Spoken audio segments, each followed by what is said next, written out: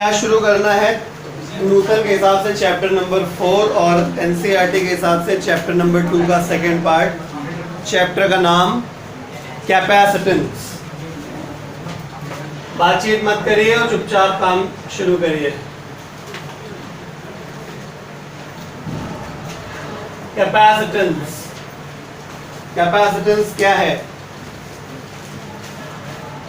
जिस प्रकार से आप छोटी सी बात को समझिए, बहुत इजी टॉपिक है ये। पहली बात तो अपने दिमाग से ये निकाल दीजिए कि टफ टॉपिक है।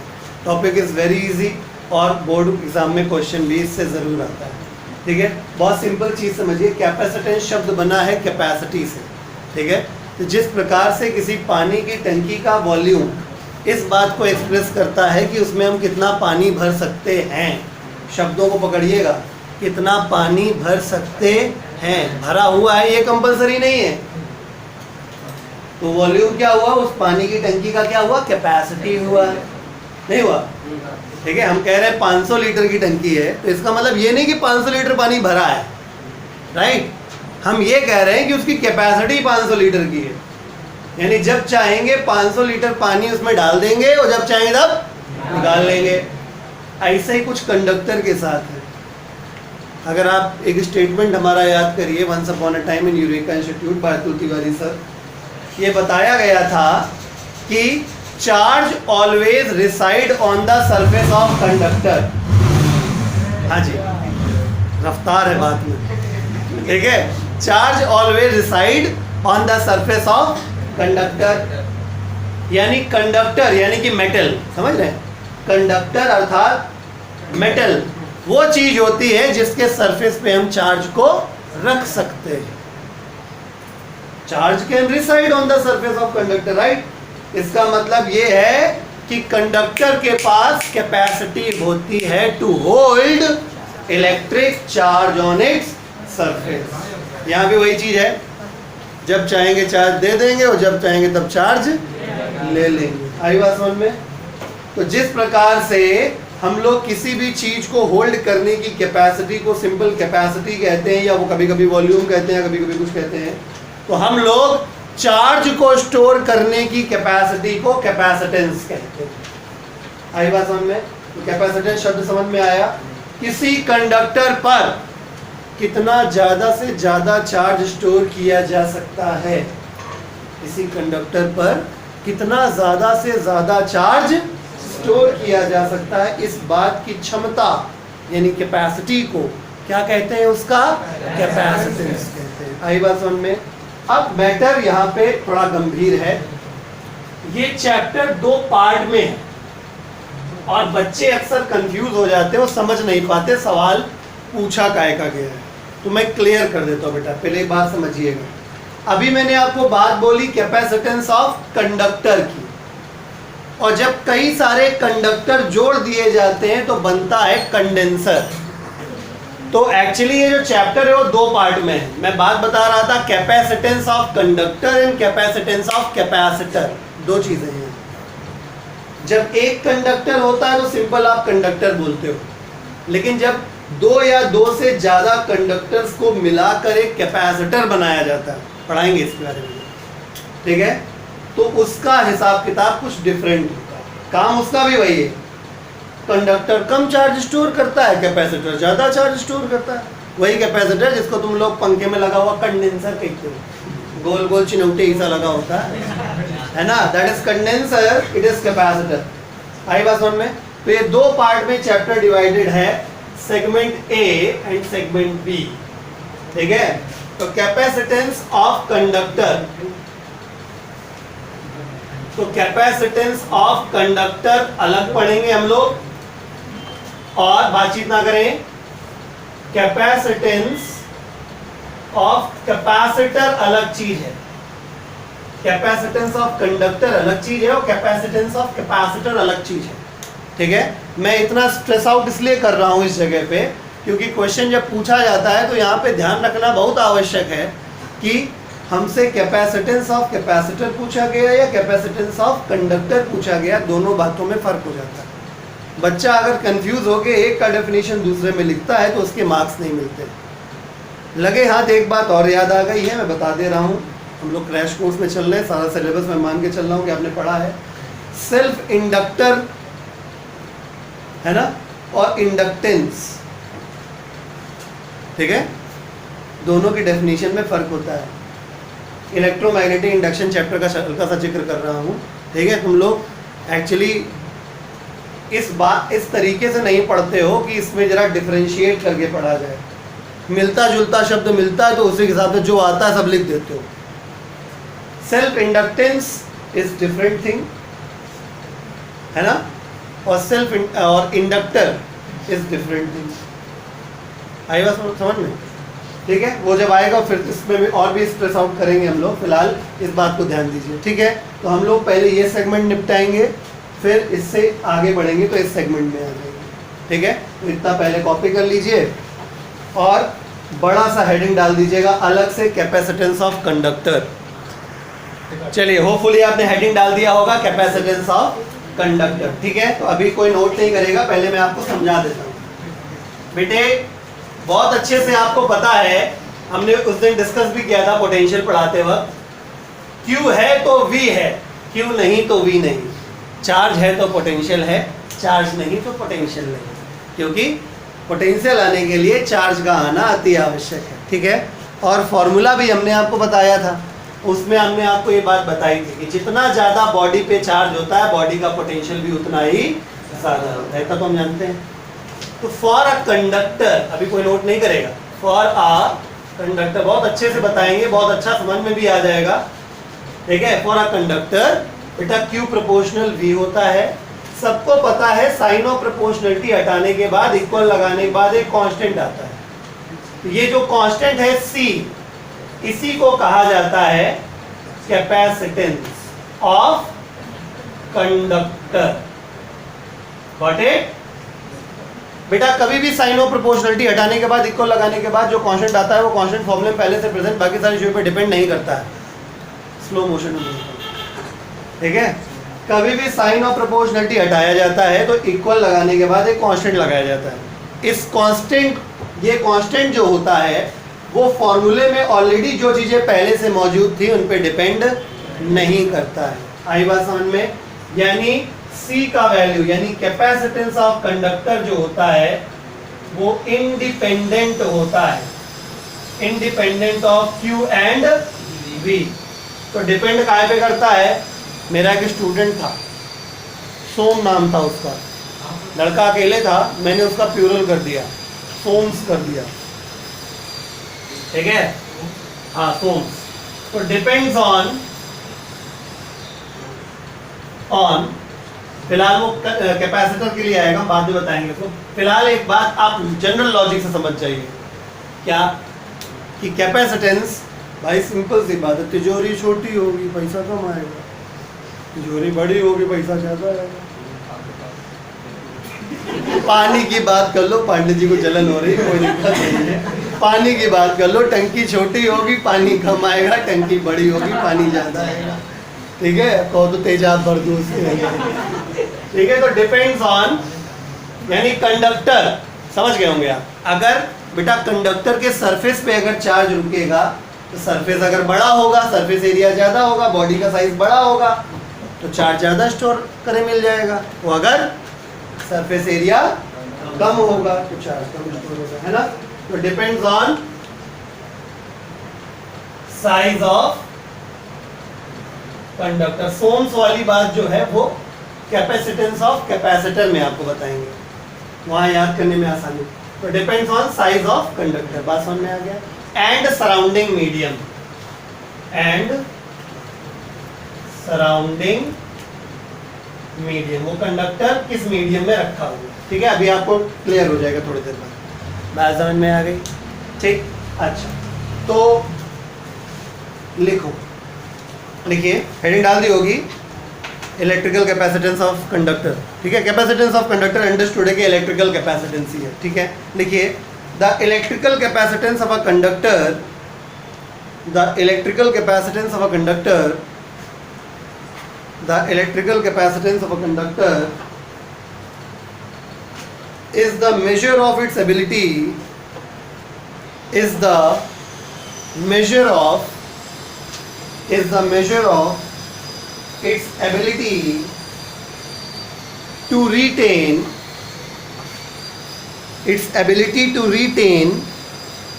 electric charge on its surface.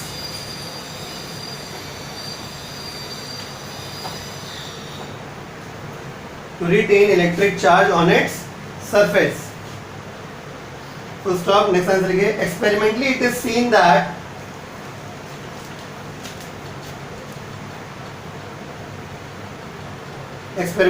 seen that इतना कॉपी कर लीजिए. अब एडिट डाल दीजिए. अब मतलब आपको हम ये कैपेसिटेंस का फॉर्मूला, मतलब फॉर्मूला तो अंडरस्टूड ही हो गया कि C = Q by V हो जाएगा. एस्टिमेशन एंड डेफिनेशन दोनों बताएंगे. ठीक है, एडिट डाल दीजिए. Estimation and definition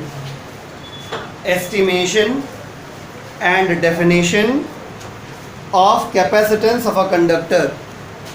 Estimation and definition of capacitance of a conductor. Estimation and definition of capacitance of a conductor. ध्यान दीजिएगा, बार बार बोल रहा हूँ, कैपेसिटेंस ऑफ कंडक्टर की बात चल रही है इस समय. तो हम जानते हैं, क्या जानते हैं? देखिए, तो अभी Q बराबर CV फॉर्मूले की खोज हुई है, तो C = Q/V हो जाएगा. C = Q/V हो जाएगा. यानी ये वो फॉर्मूला है. अभी आपको बहुत हल्का लग रहा होगा, लेकिन ये बहुत काम की चीज़ है. अगर आपको किसी चीज़ का कैपेसिटेंस निकालना है तो ये फॉर्मूला चिल्ला के कुछ कह रहा है. क्या कह रहा है? कि बस आपको उस चीज़ का पोटेंशियल निकाल लेना है और पोटेंशियल को उठा के यहाँ रख देना है. सॉल्व होने के बाद ऑटोमेटिक क्या आ जाएगा? कैपेसिटेंस आ जाएगा. ठीक है, फॉर्मूला कुछ कहता है. ठीक है, चलिए तो सारी बातें बताता हूँ. पहली बात तो एस्टिमेशन ऐसे करना है. आपको किसी बॉडी पर, कंडक्टर पर चार्ज दिया जाए, उसका सरफेस में पोटेंशियल दिया जाए, रेशियो कर दीजिएगा, कैपेसिटेंस आ जाएगा. पहली बात. दूसरी बात, charge is a scalar quantity, potential is also scalar quantity. Scalar में स्केलर को जोड़ने, घटाने, गुणाकार करने, भागाकार करने से हमेशा स्केलर आता है. यानी capacitance is a scalar quantity. Unit की बात कर लेते हैं. चार्ज का SI यूनिट जो होता है वो कूलॉम होता है और पोटेंशियल का वोल्ट होता है. कूलॉम पर वोल्ट को फैरेड कहा जाता है. फैरेड को सिंबॉलिकली F से रिप्रेजेंट किया जाता है. समझ गए? आगे बढ़ जाते हैं. ठीक है, फैरेड एक बड़ा यूनिट होता है, इसलिए साइड बाय साइड में यहाँ कुछ लिख देता हूं. Farad is a big unit of capacitance.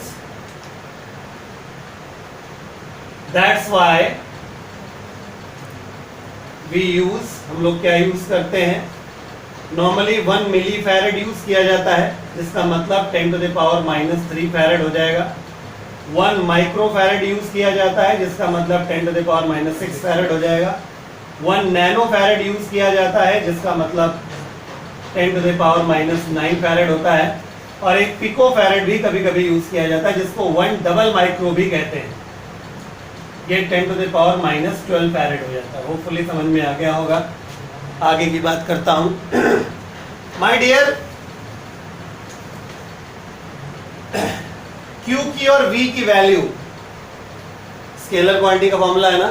Scalar quantity का फॉर्मूले में जिसके जिसके साइन हो सकते हैं उसकी वैल्यू हमेशा विद साइन रखी जाती है. ये बात तो मैं रटवा चुका हूं.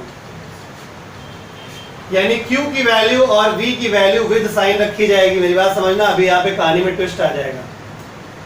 किंतु गुरुजी ने एक बार कहा था, मतलब हमने एक बार कहा था, पॉजिटिव चार्ज का पॉजिटिव पोटेंशियल होता है और नेगेटिव चार्ज का नेगेटिव पोटेंशियल होता है. समझो, अगर तुम Q+ का लोगे तो V+ का होगा, तो भी साइन से साइन कटना है. और अगर Q का वैल्यू माइनस में लोगे तो V का वैल्यू भी माइनस में आएगा, तो भी साइन से साइन कटना है. तो इसका मतलब तुम यहाँ पे अगर विदाउट साइन भी रखते हो तो कोई फर्क नहीं पड़ेगा. तो विद साइन और विदाउट साइन, मैं तो विदाउट साइन ही प्रेफर करूंगा कि विदाउट साइन रखिएगा. ठीक, और एक बात, कैपेसिटेंस इज ऑलवेज पॉजिटिव। और क्या भाई, Q प्लस रखोगे तो V प्लस रहेगा, तो V प्लस आना है। Q माइनस रखोगे तो V माइनस आएगा, तो V प्लस ही आना है। यानी कैपेसिटेंस इज ऑलवेज, एनालिसिस करिए, ऑलवेज पॉजिटिव। अब हम डेफिनेशन की बात कर लेते हैं। ठीक है, तो डेफिनेशन बनाने में तो हम लोग बचपन से सिद्धहस्त हैं। क्या करते हैं, डिनोमिनेटर 1 बना लेते हैं। अगर V का वैल्यू 1 वोल्ट ले लें कॉमा देन, तो C इज इक्वल टू क्या हो जाएगा, Q हो जाएगा। यानी कि किसी कंडक्टर में इतना चार्ज दे दिया जाए कि उसका पोटेंशियल 1 वोल्ट बढ़ जाए। अगर किसी कंडक्टर को हम इतना चार्ज दे दें कि उसका पोटेंशियल 1 वोल्ट बढ़ जाए, तो वो चार्ज जितना हमने दिया वही उसका क्या होगा, कैपेसिटेंस होगा। यानी capacitance of a conductor is defined as the amount of charge given to that conductor so that it can increase its potential by 1 volt. ऐसे अंग्रेजी में लिखा है, इंग्लिश पहले कॉपी करो फिर लिखवाते हैं। लिखिए, डेफिनेशन लिखिए इसी के नीचे। Electrical capacitance of a conductor is defined as, electrical capacitance of a conductor is defined as, electrical capacitance of a conductor is defined as the amount of electric charge, the electrical capacitance of a conductor is defined as the amount of electric charge, the amount of electric charge to be given to the conductor, the amount of electric charge to be given to the conductor, the amount of electric charge to be given to the conductor so that it can increase the potential on its surface, so that it can increase the potential on its surface, so that it can increase the potential on its surface by 1 volt, by 1 volt. अब आपको फंडा इस्तेमाल करके दिखाते हैं जो मैंने भी थोड़ी देर पहले बताया था कि अगर आपको किसी चीज़ का क्या निकालना हो, कैपेसिटेंस निकालना हो, फॉर्मूला निकालना हो उसी कैपेसिटेंस का, तो क्या करना पड़ेगा, V की वैल्यू निकाल के यहाँ रखनी पड़ेगी। तो इससे क्या होगा, Q से Q कैंसिल हो जाएगा, जो बचेगा वही कैपेसिटेंस। ऐसा होना भी चाहिए। जब V की वैल्यू रखोगे तो V गायब हो जाएगा और Q से Q कट जाएगा तो Q गायब हो जाएगा। ऐसा होना भी चाहिए क्योंकि कैपेसिटेंस कहाँ गया, मिट गया। कैपेसिटेंस Q और V पे डिपेंड नहीं करता, यानी कैपेसिटेंस के फॉर्मूले में Q और V नहीं आता है। इसको छोड़ के आप कभी भी कैपेसिटेंस के फॉर्मूले में चेक करिएगा, ना कभी Q मिलेगा ना कभी V मिलेगा। आई बात समझे? ठीक है, तो हेडिंग डालिए, derivation for the expression of, derivation for the expression of capacitance, derivation for the expression of capacitance of an isolated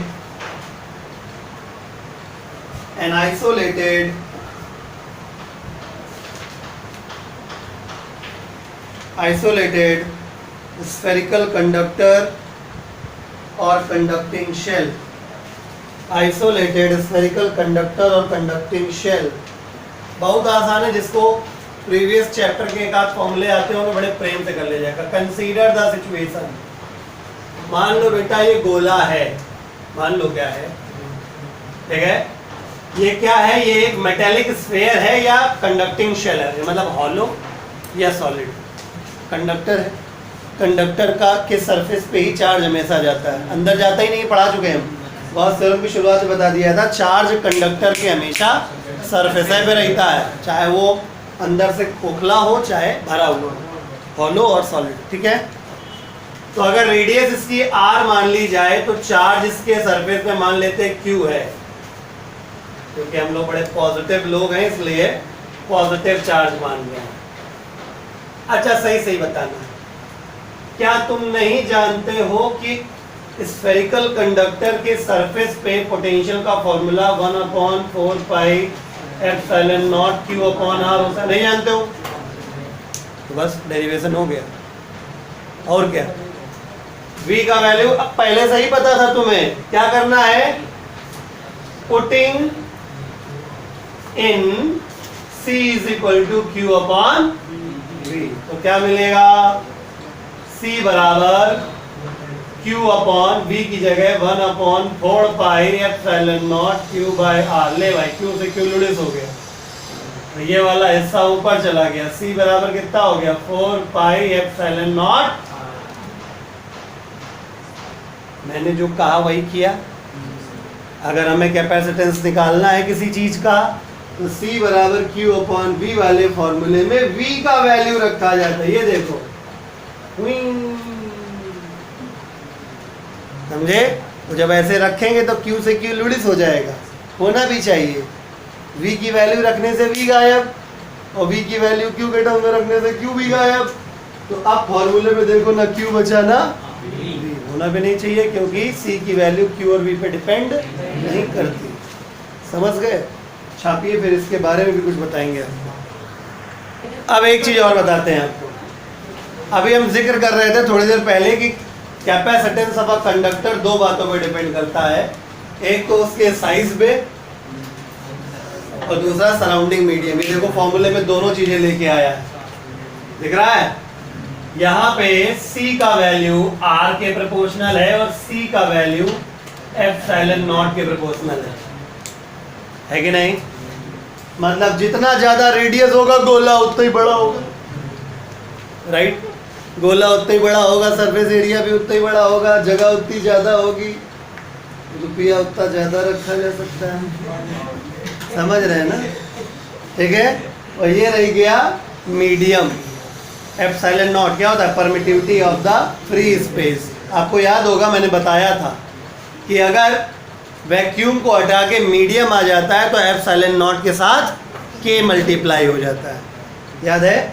यानी अगर कंडक्टर हवा की बजाय, वैक्यूम की बजाय किसी डाइलेक्ट्रिक मीडियम में रख दिया जाएगा जिसका डाइलेक्ट्रिक कांस्टेंट k होगा, तो इसी में क्या कर देना पड़ेगा, बस k से डाइलेक्ट्रिक कांस्टेंट से मल्टीप्लाई कर देंगे। ये हम पढ़ा चुके हैं फंडा, बार बार लिखने योग्य बात नहीं होती है, अपने आप दिमाग में अंडरस्टूड रखिए, है ना? अभी फिलहाल कहाँ रखा है हमने इसको? वैक्यूम में रखा हुआ है, इन वैक्यूम, वैक्यूम में रखा हुआ है।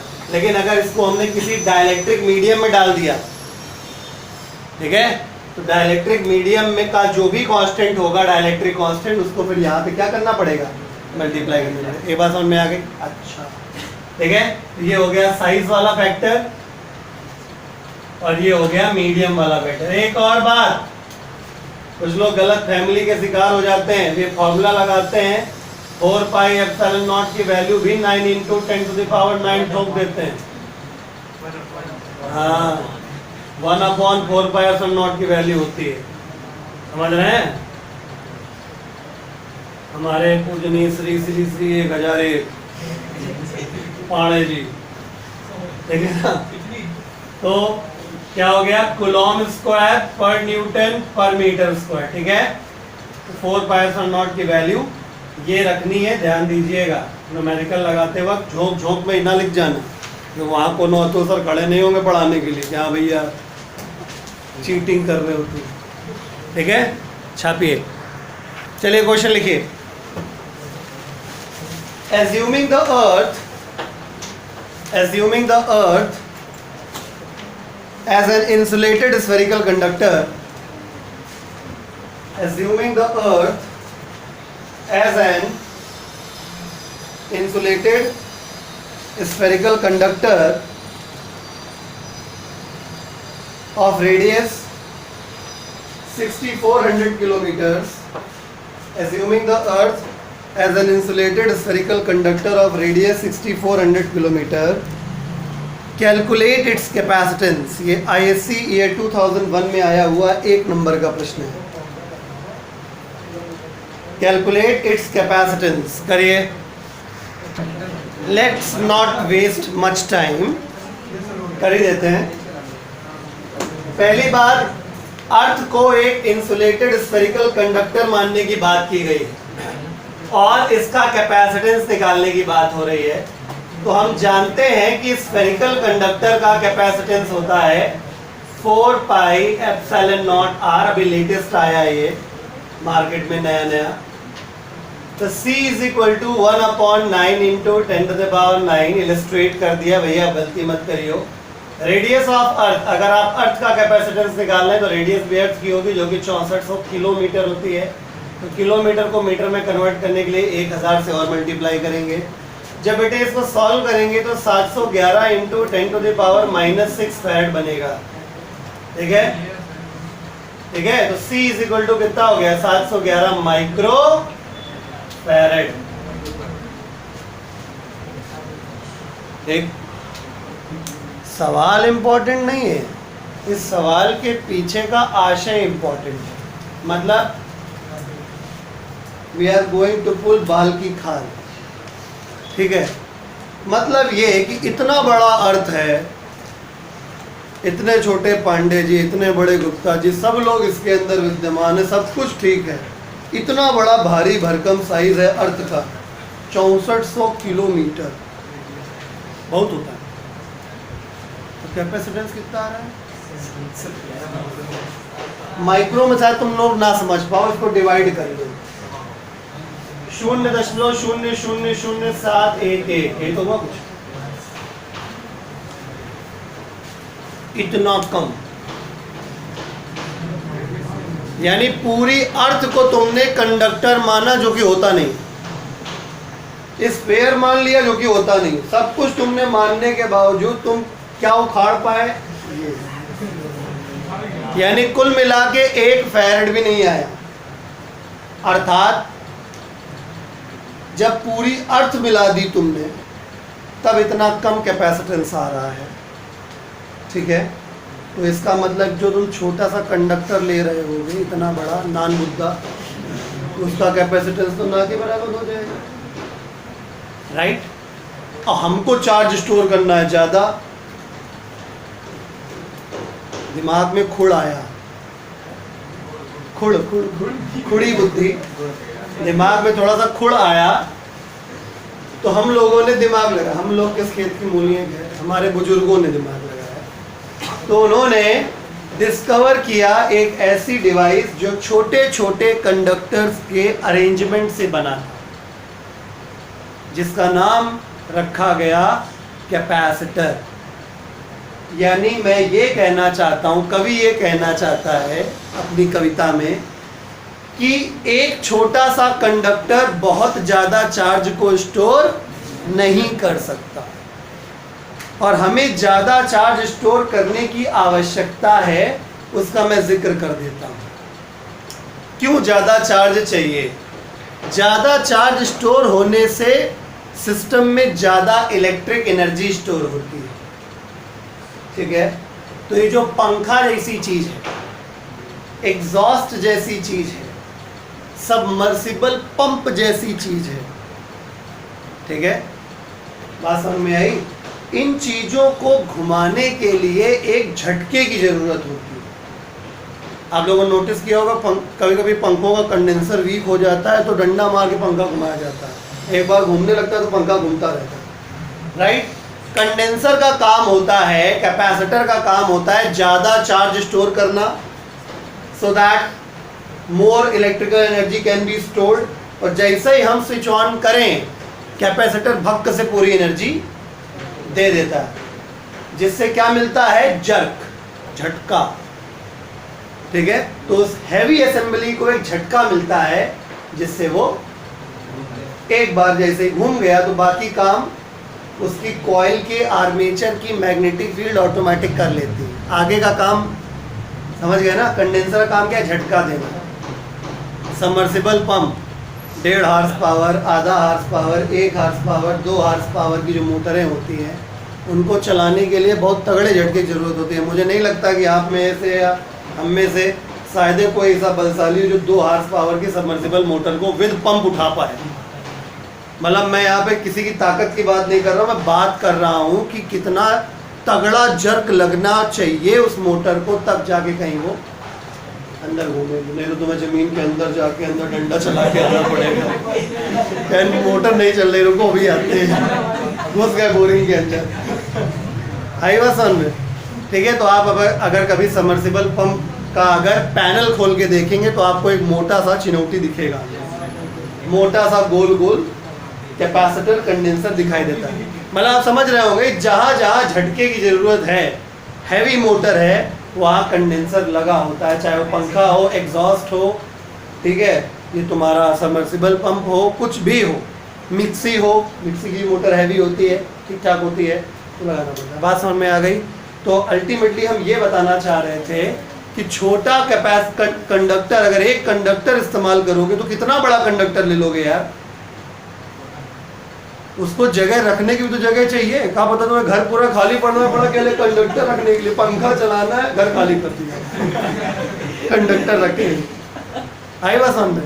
तो भाई अगर आपको, भाई लॉजिक तो अभी तक यही कह रहा था हमारा, ज़्यादा कैपेसिटेंस चाहिए, ज़्यादा सर्फेस एरिया चाहिए, ठीक है, इतना बड़ा गोला उठा के धर दो 112 वर्ग मीटर के मकान में, अकेले वो एक कंडक्टर रह रहा है,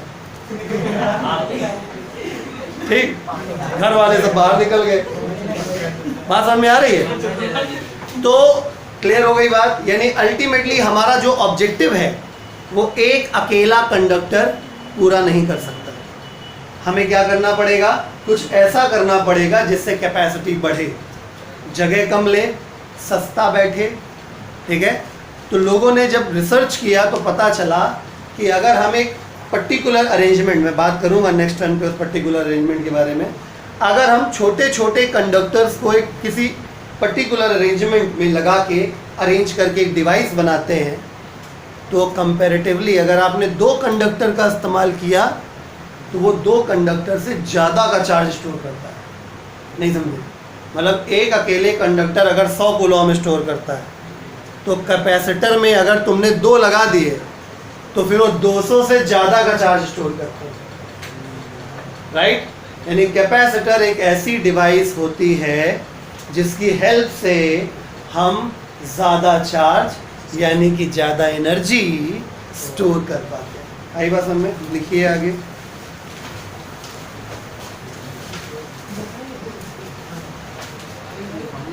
तो हेडिंग डाल दीजिए कैपेसिटर, हेडिंग डालिएगा कैपेसिटर, लिखिए a set of minimum 2 conductors, a set of minimum 2 conductors, a set of minimum 2 conductors separated by a small separation, a set of minimum 2 conductors separated by a small separation in a particular configuration, in a particular configuration, in a particular configuration to store more electric charge, to store more electric charge on conductors, to store more electric charge on conductors, and hence to store, समझ गए होंगे, and hence to store more electric potential energy, and hence to store more electric potential energy is called a capacitor or condenser, is called a capacitor or condenser, ठीक है। तो पहली बात, कम से कम 2 conductor लगेंगे कैपेसिटर में। दूसरी बात, अंडरलाइन कर लीजिए स्मॉल सेपरेशन, इसके बारे में आपको अगले टर्न पे हम बताएंगे, ठीक है। To store more electric charge and hence to store more electric potential energy, electric potential energy को अंडरलाइन करिए। मतलब सुन लो, अगर तुमसे कोई कहे कि कैपेसिटर क्या स्टोर करता है, आप कहोगे चार्ज नहीं, इलेक्ट्रिक पोटेंशियल एनर्जी। आई बात समझ में? ठीक है, लिखिए note.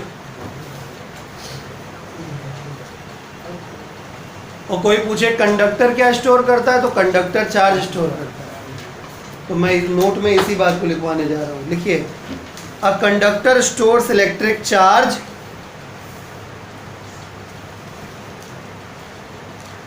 but capacitor stores electric potential energy. A conductor stores electric charge but capacitor stores electric potential energy. अब हम लोग जानेंगे कि कैपेसिटर का बेसिकली कंस्ट्रक्शन कैसे होता है, कैपेसिटर कैसे चार्ज होता है, एक्सेट्रा एक्सेट्रा। जैसा कि मैंने कल ही आपको बता दिया था कि कैपेसिटर में दो कंडक्टर कम से कम होते हैं जिनको एक पर्टिकुलर कॉन्फ़िगरेशन में लगाया जाता है, जिसकी वजह से जब वो दो कंडक्टर्स एक दूसरे के साथ अरेंज किए जाते हैं तो जो कैपेसिटेंस आता है टोटल, वो उन दोनों कंडक्टर्स के टोटल कैपेसिटेंस से भी ज़्यादा आता है। नहीं समझे? आपको हमने कल बताया भी था कि जैसे एक कंडक्टर का इस्तेमाल करेंगे तो चार्ज उसके सरफेस एरिया के अकॉर्डिंग ही स्टोर होगा, लेकिन अगर आप दो कंडक्टर छोटे छोटे यूज़ कर लें, ठीक है, तो उन दो कंडक्टर से बने हुए कैपेसिटर में आप चार्ज उन दो की इंडिविजुअल कैपेसिटी से ज़्यादा स्टोर कर पाते हैं। ठीक है, तो कैसे बनता है ये हम आपको बता देते हैं। देखिए, मान लीजिए कि एक प्लेट ये है, एक प्लेट ये है। अब आपको अगर सर एक प्लेट का है तो लाइन है, इमेजिन करना है कि ये प्लेट से ऐसे ऐसे रखी हुई है, गॉट इट? ऐसे रखी हुई है दो प्लेट्स ये। तो ये दोनों प्लेट्स मेटल की हैं and they are kept very close but not in touch. ये बेसिक बात है, बहुत ध्यान में रखनी होगी, बहुत इत्मीनान से पढ़िएगा, आराम से बताएंगे। ये दो हैं two metallic plates kept very close but not in touch. Kept very close but not in touch. आई बात समझ में? अगर जो समझदार अक्लमंद टाइप के बच्चे हैं जिन्होंने शुरुआत से कायदे से पढ़ा है, हर चीज़ प्रिपेयर करी है, तो उनको समझ में आ गया होगा कि जब दो कंडक्टर एक दूसरे के बहुत नज़दीक रखे जाते हैं लेकिन टच नहीं करते हैं तो यहाँ पे होने लगता है इलेक्ट्रोस्टैटिक इंडक्शन। ठीक है, खैर कोई बात नहीं, यही आता है तो हम दोबारा बताते हैं, ध्यान सुनिए। ठीक है, तो ये दो प्लेट्स हैं, मैं बता देंगे इलेक्ट्रोस्टैटिक इंडक्शन कैसे यूज हो रहा है। तो इसमें किया क्या जाता है, एक प्लेट को एक बैटरी से कनेक्ट कर दिया जाता है, एक प्लेट को एक बैटरी से कनेक्ट कर दिया जाता है। तो बैटरी का जो भी पोटेंशियल है, suppose V0 is the potential of the battery, इस तरफ निगेटिव साइड वाला जो टर्मिनल है उसको हम अर्थिंग कर देते हैं, यानी इसको अर्थ से कनेक्ट कर देते हैं इस तरीके से। ठीक है, तो ऑब्वियसली प्लस होने की वजह से इस पूरी प्लेट पे कैसा चार्ज डिस्ट्रीब्यूट हो जाएगा, पॉजिटिव चार्ज डिस्ट्रीब्यूट हो जाएगा। जब पॉजिटिव चार्ज डिस्ट्रीब्यूट हो जाएगा तो एक इस तरफ आप प्लस सिग्मा इधर कह सकते हो, प्लस सिग्मा इधर भी कह सकते हो, है ना, पॉजिटिव सरफेस चार्ज डेंसिटी। ठीक है, अब सबको पता है कि जब दो कंडक्टर होते हैं और आमने सामने होते हैं, केप्ट वेरी क्लोज होते हैं, तो इलेक्ट्रोस्टैटिक इंडक्शन हो जाता है। इंडक्शन में क्या होता है, सामने वाली फेस में, यानी इस फेस में उतना ही क्या हो जाएगा, अपोजिट साइन इंड्यूस हो जाएगा, यानी इस तरफ नेगेटिव सिग्मा आ जाएगा और इसकी अपोजिट फेस पे प्लस सिग्मा आ जाएगा। बात समझ में आ गई? हमने पढ़ाया था आपको चार्जिंग बाय इंडक्शन। फिर अब क्या करते हैं हम लोग, इस तरफ वाला हिस्सा भी हम किससे कनेक्ट कर देते हैं, अर्थ से। तो इससे होता यह है कि इधर वाला जो चार्ज है, मतलब इधर प्लस सिग्मा हो गया होगा, तो इधर वाला चार्ज अर्थ की वजह से क्या हो जाता है, न्यूट्रलाइज हो जाता है। ये हिस्सा हो गया न्यूट्रलाइज, समझ गए ना, मतलब मिटा लेंगे अब हम कुछ बनाने के बाद। समझे, शुरुआत से बता रहा हूँ। दो मेटल प्लेट्स लेनी है, ठीक है, आप किसी भी शेप किसी भी साइज की ले सकते हो, लेकिन फिलहाल हम दो पैरेलल प्लेन प्लेट्स ले रहे हैं, जो हमारे कोर्स में हम डायरेक्टली उसी की बात कर रहे हैं, टाइम क्यों खराब करें।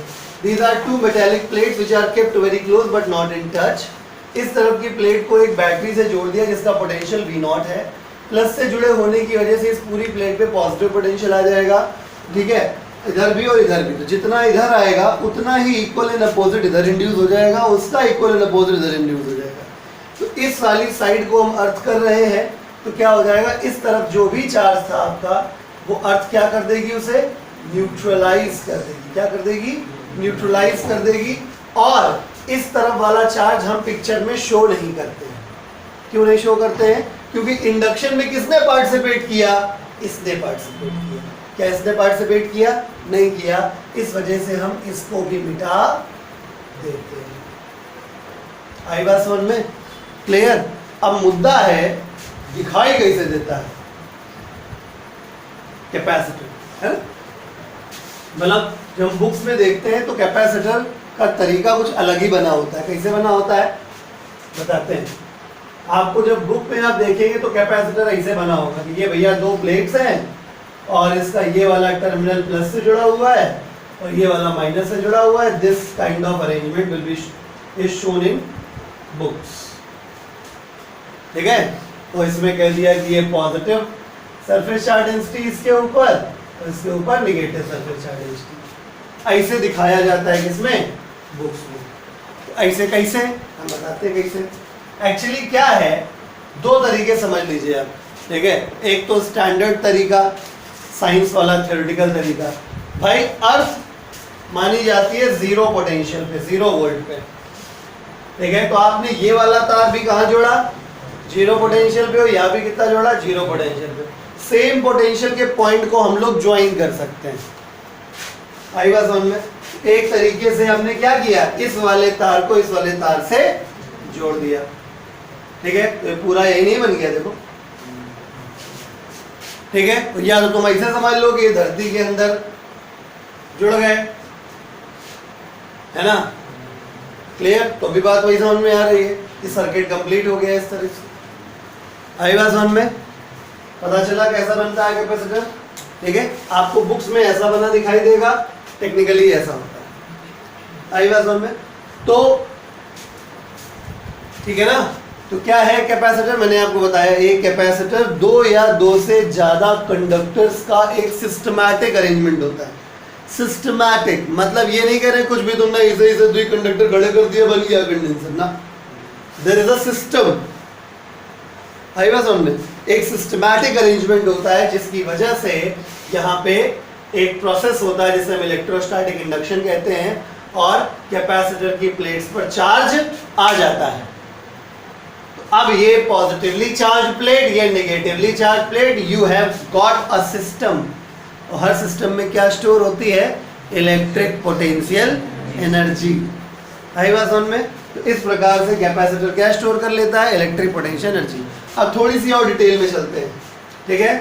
बात समझ में आ गई ना? ये प्लस सिग्मा और माइनस सिग्मा इस फेस और इस फेस पे होते हैं। चलो, अगर ये प्लस सिग्मा है तो सबको पता है, हमने आपको पढ़ाया भी था कि इलेक्ट्रिक फील्ड हमेशा प्लस से माइनस तरफ बनती है।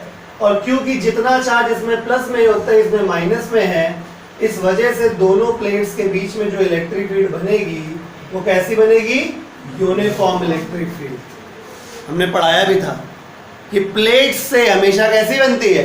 यूनिफॉर्म। यूनिफॉर्मली चार्ज प्लेट से यूनिफॉर्म इलेक्ट्रिक फील्ड बनती है। तो यहाँ पे जो इलेक्ट्रिक फील्ड है वो कैसी रहेगी?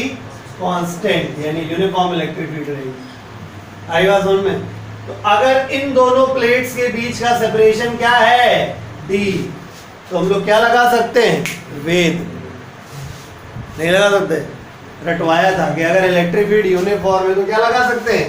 वेद। यानी पैरेलल प्लेट कैपेसिटर में, नाम बता रहा हूं, इस तरीके के कैपेसिटर को कहते हैं पैरेलल प्लेट कैपेसिटर। यही अपने सिलेबस में।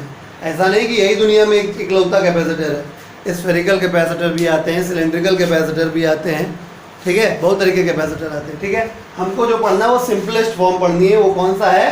Parallel plate capacitor. इस केस में क्योंकि इलेक्ट्रिक फील्ड हमेशा पैरेलल प्लेट कैपेसिटर में ही इलेक्ट्रिक फील्ड कांस्टेंट रहती है, बाकी और किसी कैपेसिटर में कांस्टेंट नहीं होती। तो पैरेलल प्लेट कैपेसिटर में क्योंकि इलेक्ट्रिक फील्ड कांस्टेंट होती है, क्योंकि electric field remains constant here, that's why we can use वेद V बराबर EV। अब V यहाँ V0 लिखा तुम भाई, V0 लिख दो, क्या होता है? इलेक्ट्रिक फील्ड E0 लिख लो। नॉट क्यों लिखते हैं? हमने बताया था आपको, जब मामला काय पे होता है? वैक्यूम में होता है या एयर में। अभी हम दोनों प्लेट्स के बीच क्या मान रहे हैं? वैक्यूम या एयर, वैक्यूम या एयर। आई बात समझ में? तो V इक्वल टू E0। बात समझ में आ गया कि नहीं आया? जब मीडियम आएगा तब की तब देखेंगे। बात समझ में आया? मैं लिखवाता हूँ, आप लिखो, हेडिंग डालिए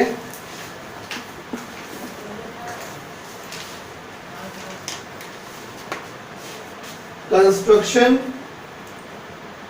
ऑफ अ सिंपल कैपेसिटर, और डायग्राम पूरा कॉपी कर लीजिए। आगे डालिए, principle of charging a capacitor, principle of charging a capacitor, principle of charging a capacitor.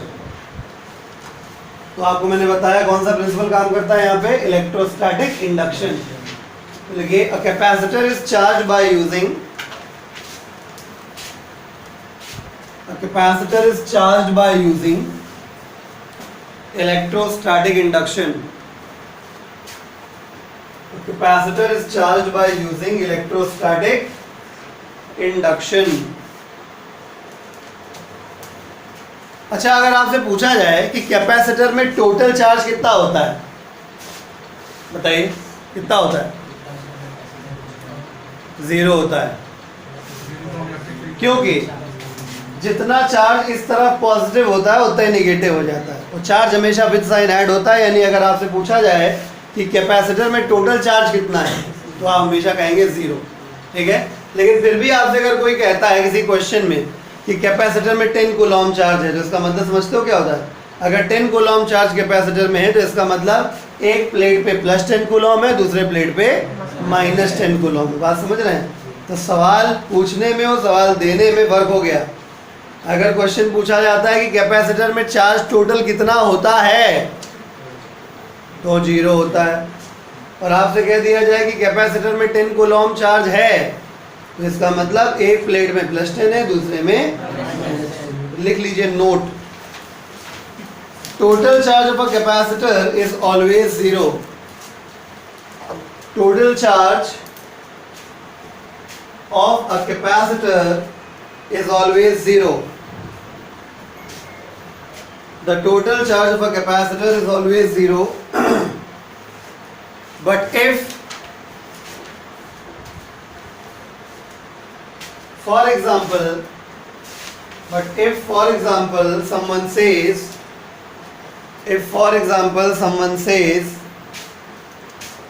that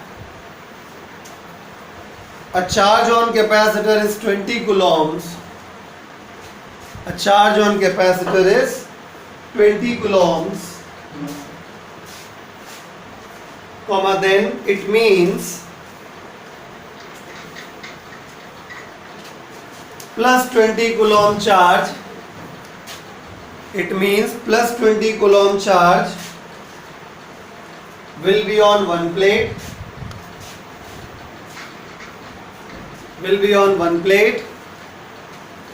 And minus 20 coulomb charge will be on the other plate.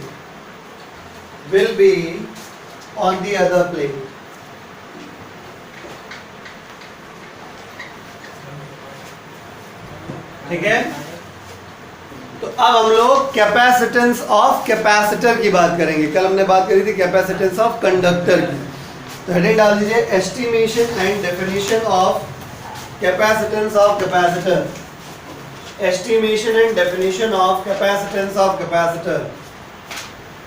Estimation and definition of capacitance of capacitor. Estimation and definition of capacitance of capacitor.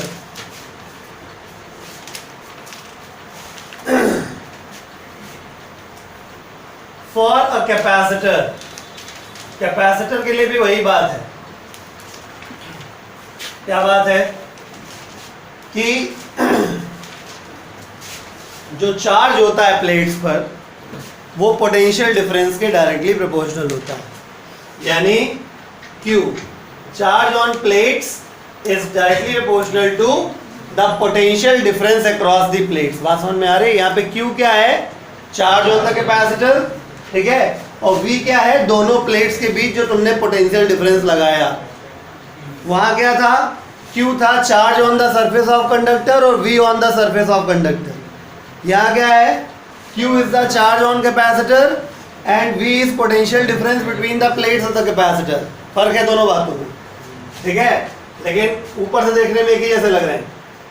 Sign of proportionality हटाएंगे, equal लगाने के बाद constant यहाँ भी C आएगा, formula अब भी वही बना, Q बराबर CV।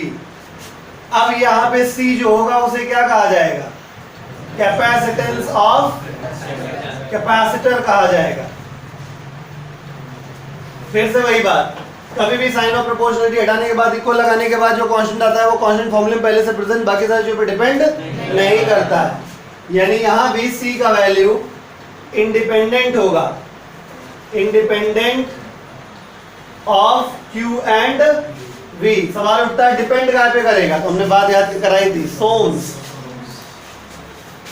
अमर कर दिया मैंने उसे, डिपेंड्स ऑन सोम्स। S stands for shape of conductor, shape of conductor। मैंने समझाया तो तुम्हें फ्लैट प्लेट से है, लेकिन जरूरी थोड़ा नहीं कि वो फ्लैट प्लेट ही हो, वो स्फेरिकल भी हो सकता है, वो सिलेंड्रिकल भी हो सकता है। तो shape of conductor in capacitor, capacitor में कंडक्टर का शेप क्या है, O क्या है, O इज ओरिएंटेशन, अर्थात समझाते हैं, दो प्लेट्स ऐसे लगी हैं, एक ये ओरिएंटेशन, एक ये ओरिएंटेशन। मैन्युफैक्चरिंग करते वक्त डिफेक्ट आ गया, बनाना ऐसे था, मिस्त्री ने इसे ठोक दिया, ठीक, ये भी हो सकता है, ये भी हो सकता है। इतना हिस्सा खाली चला गया, इतना एक्सपोजिंग एरिया बच गया, है कि नहीं, मतलब केवल इतना यूज हो पाएगा, ठीक। तो orientation of conductor, O stands for orientation of conductors with respect to each other in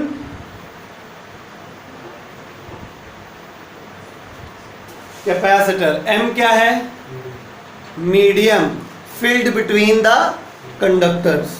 दो कंडक्टर है, कम से कम दो प्लेटें तो होगी, दो प्लेट्स के बीच में कौन सा मीडियम डाला तुमने, तो M stands for medium filled between the plates या between the conductors, between the conductors in capacitor। और आखिरी में वही हमारा जाना पहचाना size of conductors in capacitor. समझ में आया? तो कैपेसिटर का कैपेसिटेंस चार बातों पर डिपेंड करता है। कैपेसिटर के अंदर कंडक्टर के शेप के हैं, एक दूसरे के स्पेक्ट में कैसे रखे हुए हैं, ठीक है, उन कंडक्टर्स के बीच में मटेरियल कौन सा भरा हुआ है, और कंडक्टर्स कितने बड़े बड़े हैं, साइज, उन बातों पे, ठीक है। चलिए नोट करिए फटाक से। तो मतलब आगे हम लिख सकते हैं, आगे देखिए कि hence capacitance of capacitor can be estimated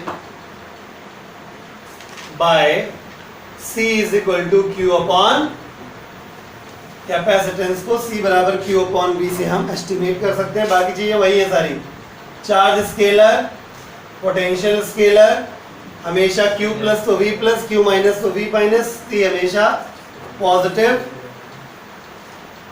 always positive, ठीक है। कैपेसिटेंस भी स्केलर, यूनिट कूलॉम पर वोल्ट, या इसी कहते हैं फैरेड, कैपिटल F से डिनोट करते हैं। फैरेड बड़ा यूनिट होता है, इसलिए छोटे छोटे यूनिट्स यूज किए जाते हैं, मिली, माइक्रो, नैनो फैरेड, इस तरीके से पिको फैरेड। अब बात आती है डेफिनेशन की। फॉर डेफिनेशन, तो अगर हम V का वैल्यू 1 वोल्ट ले लें तो क्या हो जाएगा, C is equal to Q आ जाएगा। अर्थात कैपेसिटर की प्लेट्स में, किसी भी एक प्लेट में अगर हम इतना चार्ज दे दें कि उतना चार्ज देने से उनके प्लेट्स के बीच का जो पोटेंशियल डिफरेंस है वो कितना बढ़ जाए, 1 वोल्ट बढ़ जाए। मतलब कैपेसिटर की प्लेट को जितना चार्ज देने से उनकी प्लेट्स के बीच का पोटेंशियल डिफरेंस 1 वोल्ट बढ़ जाता है, उतने चार्ज को उस कैपेसिटर का कैपेसिटेंस कहा जाता है। आई बात समझ में? अर्थात उतने चार्ज को कैपेसिटर का कैपेसिटेंस कहा जाएगा जितना चार्ज कैपेसिटर की प्लेट्स को देने से उनकी प्लेट्स के बीच का जो पोटेंशियल डिफरेंस है वो कितना बढ़ जाए, 1 वोल्ट बढ़ जाए। The capacitance of the capacitor is the amount of charge to be given to the any conductor of the capacitor so that the potential difference between the plates of the conductor, plates of the capacitor increases by 1 volt। खैर इतना copy करिए फिर लिखवाते हैं। लिखिए the capacitance of a capacitor, the capacitance of a capacitor is the amount of electric charge. Capacitance of the capacitor is the amount of electric charge required to be supplied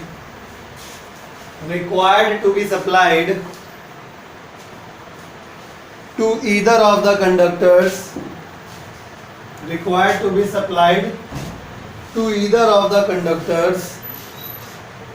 समझ गए ना, एक conductor में जितना charge दोगे दूसरे में automatic उसका अपोजिट उतना इंड्यूस हो जाएगा, इसलिए एक प्लेट को देने की आवश्यकता होती है। तो the capacitance of a capacitor is the amount of electric charge required to be supplied to either of the conductors of the capacitor, conductors of the capacitor so as to increase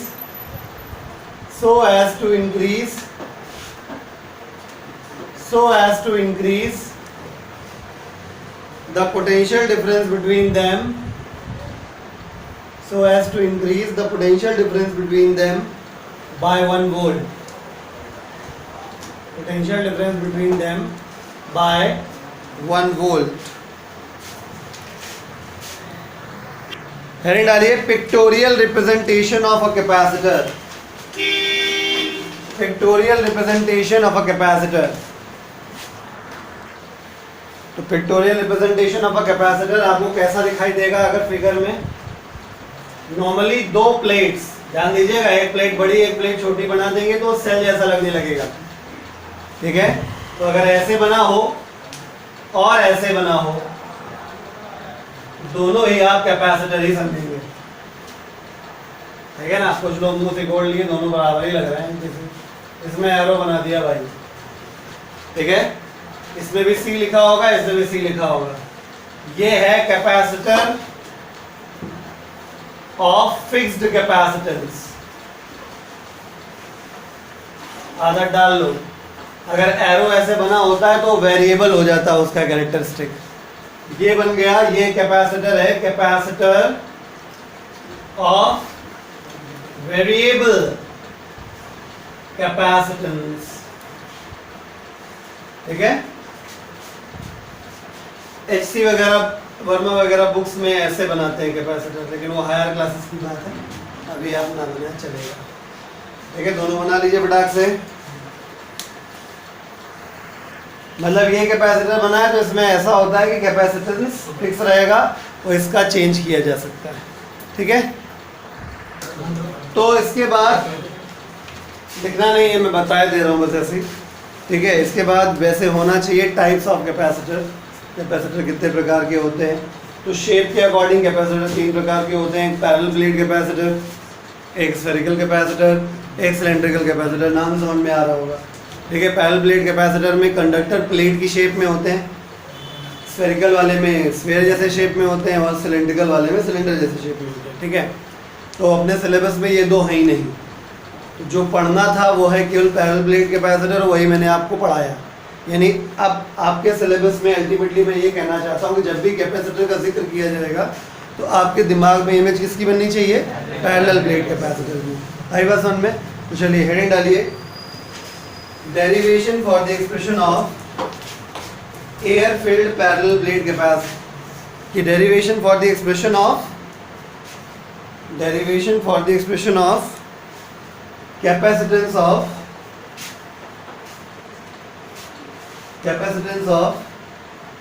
air field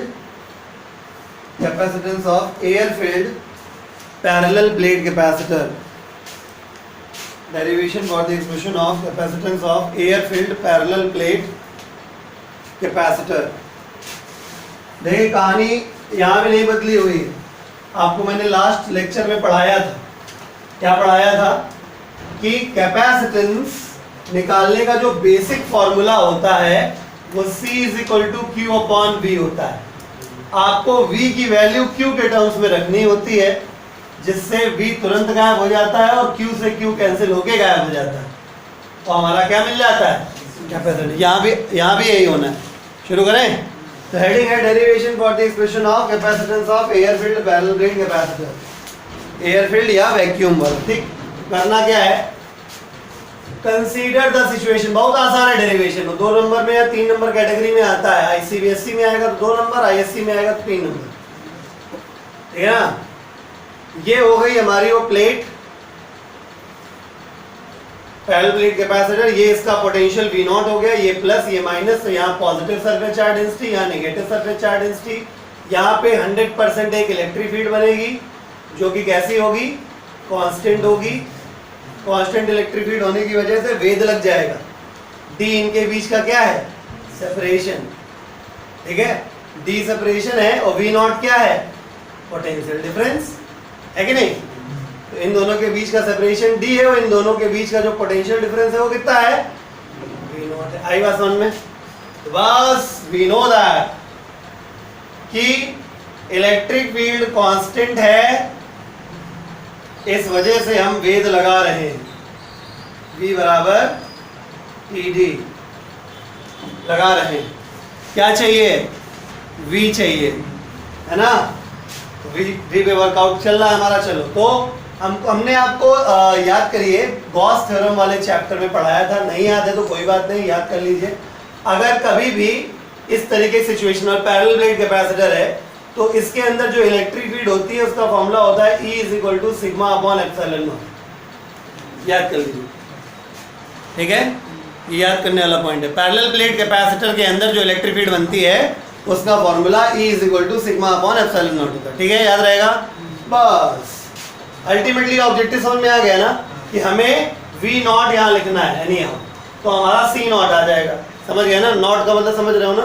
फिलहाल कोई medium नहीं। चलो, तो बस E0 का formula होता है sigma upon epsilon not. बहुत बढ़िया, अति उत्तम। तो V0 बराबर sigma upon epsilon not into D। क्या काम बना, अभी नहीं बना, हमें Q के टर्म्स में चाहिए। तो मुझे याद आ रहा है गुरुजी ने पढ़ाया था सिग्मा बराबर Q अपॉन A, पढ़ाया था। यहाँ पुटपुटा दो, जैसे पुटपुटाओगे तो V0 is equal to Q upon A और बाकी D अपॉन एप्सिलॉन नॉट। आगे बात समझ में। बस because C0 equal to this, therefore C0 is equal to Q upon V0 की जगह कितना हो गया, QD upon A epsilon naught, ठीक है। Q से Q क्या हो गया, कैंसिल, ये ऊपर चला जाएगा। C0 बराबर कितना हो गया, एप्सिलॉन नॉट A अपॉन, समझे। फास्ट फॉरवर्ड स्टाइल पे दिखाता हूँ। देखो, V बराबर ED होता है, V बराबर सिग्मा अपॉन एप्सिलॉन नॉट रख देना, यहाँ पे D सिग्मा की जगह रख देना कितना, Q अपॉन A, बाकी E अपॉन एप्सिलॉन नॉट, ठीक है। C बराबर क्या होता है, Q अपॉन V, तो V की जगह ये है तो QD upon A epsilon naught, Q से Q कैंसिल, ये ऊपर डेरिवेशन हो गया। तो फॉर्मूला लिखने की वजह से थोड़े स्टेप बढ़ गए, अदरवाइज 3 लाइन का डेरिवेशन। आई बात समझ में। पहला स्टेप V बराबर ED, दूसरा स्टेप E बराबर सिग्मा अपॉन एप्सिलॉन नॉट, तीसरा step sigma equal to Q upon A, चौथा step C is equal to Q upon V। कहानी फिनिश। आई बात समझ में। छापो। चलिए क्वेश्चन लिखिए। What is the area of the plates, what is the area of the plates of 2 farad What is the area of plates of 2 farad parallel plate capacitor? What is the area of plates of 2 farad parallel plate capacitor? Full stop. Given that the separation between the plates is 0.5 centimeter. Given that the separation between the plates is 0.5 centimeter. करिए. देखिए. What is the area of the plates of 2 farad? देखिए. C naught is equal to epsilon naught E upon D लगा देंगे. ठीक है. 2 farad दिया गया, इसकी value 8.86 into 10 to the power -12 होती है. एरिया निकालना है. प्लेट सेपरेशन जो है कितना है? 0.5 सेंटीमीटर. 10 टू पावर -2 कर देंगे. माय डियर, एरिया जो आएगा बहुत ही तड़कता भड़कता हुआ 1130 into 10 to the power 6 metre square, अर्थात 1130 किलोमीटर स्क्वायर. 1130 kilometre square. आपको हम समझाना चाह रहे हैं इस क्वेश्चन के माध्यम से कि 2 फैरेड समझ लो कितना बड़ा होता है. 1130 वो भी किलोमीटर स्क्वायर. ठीक है. Farad is a big unit. जो बात मैंने कही थी वो इस क्वेश्चन से भी क्लियर हो गई. ठीक है. धन्यवाद.